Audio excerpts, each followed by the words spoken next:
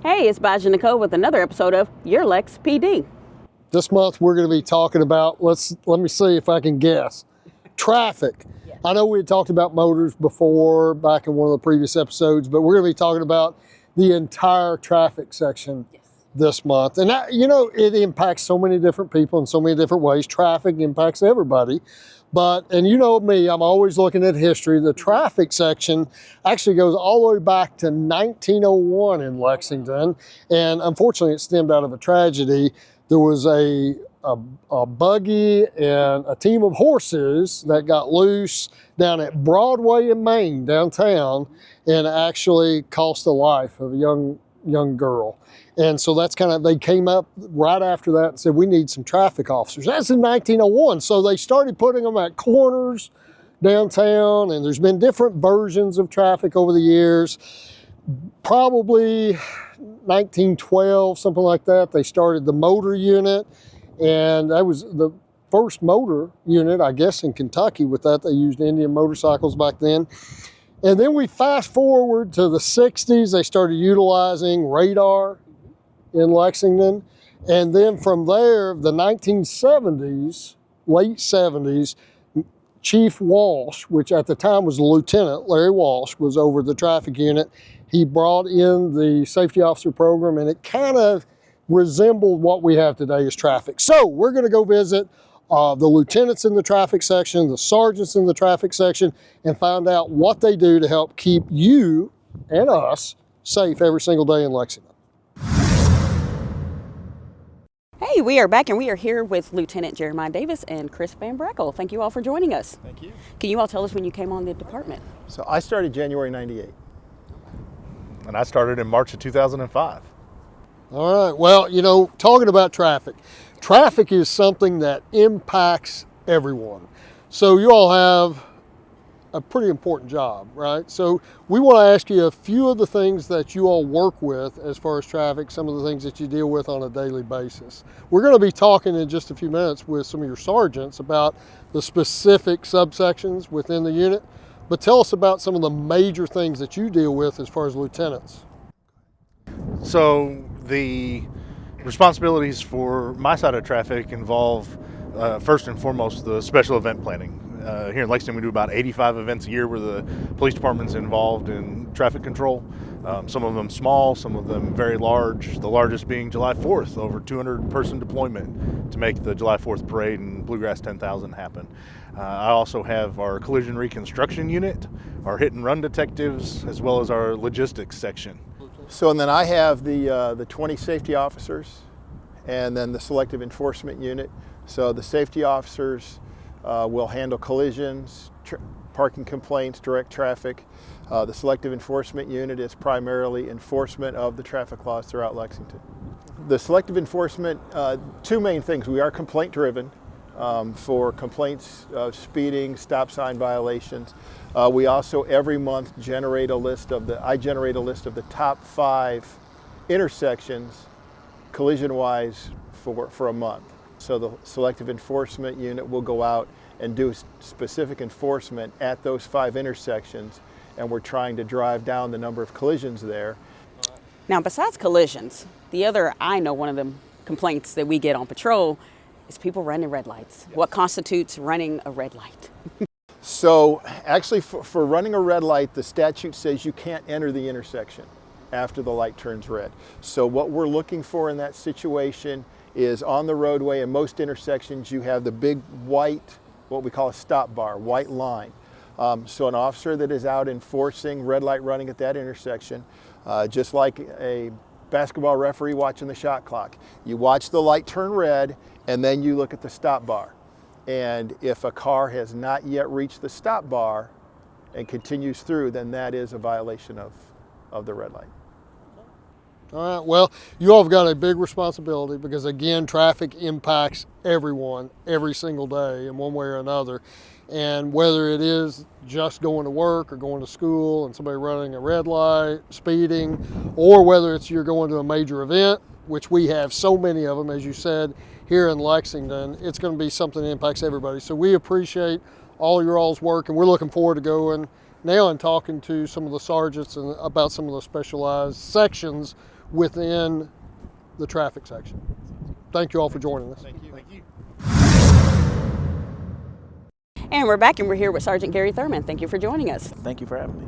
So we had just talked to your lieutenants about some of the things that the traffic section does. So what are you over? So I'm the supervisor of the motor squad and the selective enforcement unit. Okay, so what does that entail? So the selective enforcement unit is the primary unit of the department that does speed enforcement, red light enforcement, primarily writing tickets out on New Circle Road, the interstate. We receive all the complaints. That also ties into the motor squad. They are a big part of the selective enforcement unit when we have areas where our vehicles may not be able to sit to look for speeders or red light runners. We put the motorcycles out there. All right, well, I know we did a whole episode on the motor unit. Yes. We had fun with that. Larry Wilcox joined us. You were involved with that, Gary. And that goes all the way back, the motor unit goes all the way back to 1912 when they got the first motorcycle here in Lexington. So how many folks do you have right now on motors, and what all do you use those for other than the selective enforcement that you talked about? Right now we have 11 motors. 3 of those are part-time riders, which they are from patrol. The rest of them are actually full-time traffic officers. But we work all the special events in town, from parades to 5Ks and half marathons. Just about every event that you see going on in town, we have motorcycles there. Well, we see them all the time at the events, and sometimes we see them all the time on New Circle Road too, right? So make sure you're watching your speed out there. So Gary, thanks for joining us this month, and stay safe on the motor out there. Thank you. Thank you for having me. We are here with Sergeant Brady Moravchik. Thank you for joining us. Thank you. I'm happy to be here. So talk to us a little bit about what you do in the traffic as a supervisor, in the traffic section as a supervisor. What are you over technically? I am over the drug recognition expert program, and I also oversee the safety officers within our traffic unit. So when we talk about DUIs, driving under the influence, it's pretty complex, right? Yes. And things have changed considerably over the years. So tell us a little bit about this DRE program and how that works. Most commonly when people think about DUIs or driving impaired, we all think about alcohol. We don't think about people that are impaired on prescription medication or marijuana or any, illicit drugs or anything like that. Our drug recognition experts go through a rigorous 3-week class to certify them to become drug recognition experts. And our drug recognition experts respond to calls all over the city, whether it be a DUI that our officers are trying to figure out whether this person's impaired by alcohol or impaired by something else. And through the training that our drug recognition experts go through, they can determine whether a person is impaired by a certain type of drug, or how it affects their body, or how it affects their driving abilities and things like that. Our drug recognition experts are very, very well trained.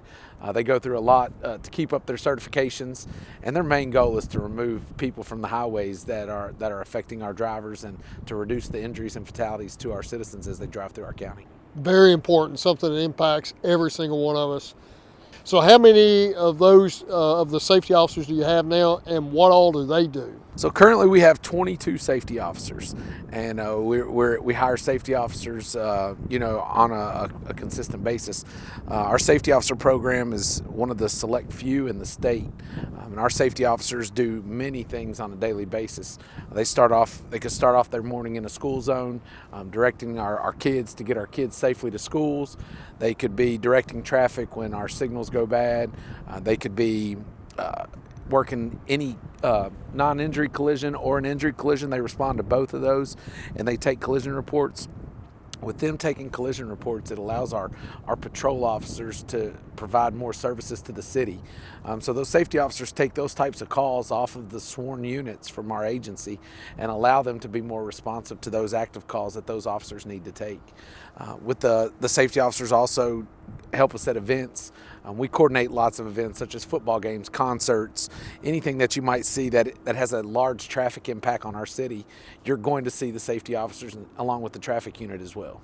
Well, not only, like you said, does it help the officers get the calls quicker because they're maybe not going to the collisions and the traffic complaints and so forth. But it also means that the public is getting a quicker response too, because we have more people out there that are responding to collisions and things like that. Yes, sir. So, all right.